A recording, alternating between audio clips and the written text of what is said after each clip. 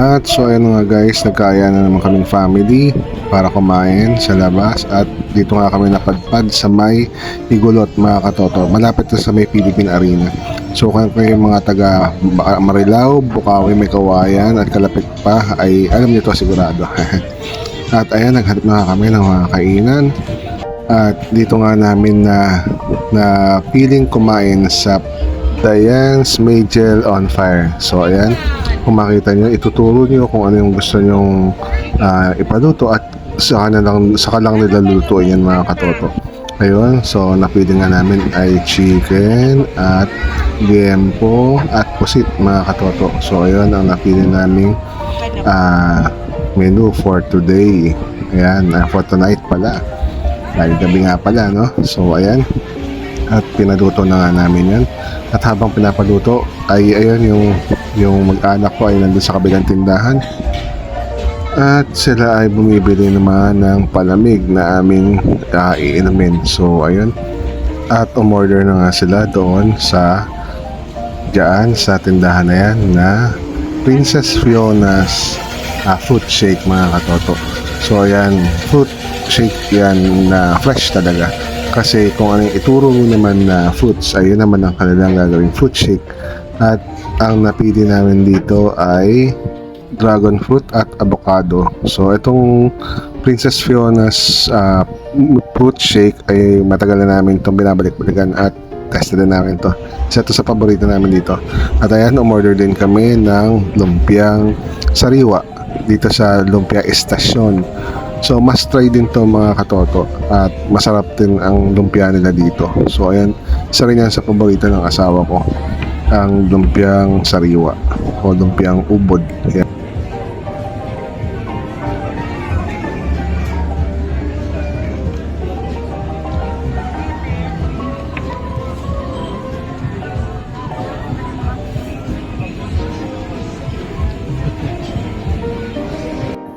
So ayun na nga, dumating na nga ang aming mga orders, ang manok, liempo at pusit. So ayan. So ayan, sinimulan na namin kainin.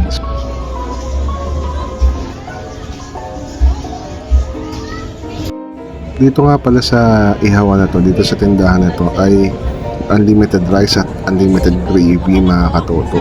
So pwede kayo mag-request ng extra rice at extra gravy. Tawagin nyo lang yung nagre-refill sa kanila. At meron din pala silang second floor. Kaya lang hindi kami dun pumunta, hindi kami dun pumwesto kasi puno. So dito kami sa may baba. At yun, dito mas presko. Marami nga lang dumadaan pero okay na rin.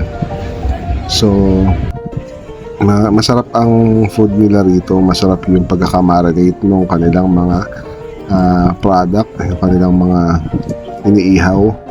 So masasabi ko na must try din itong kainan na to. So ayan, at ayun na nga, tapos na kami kumain at ubos na sa isang iglap mga katoto. So ayun na nga mga katoto, at tapos na nga kaming kumain at kami naman ay pauwi na. So yun lang talaga yung dinayo namin dito, ang kumain. So punta kayo dito sa may Igulot.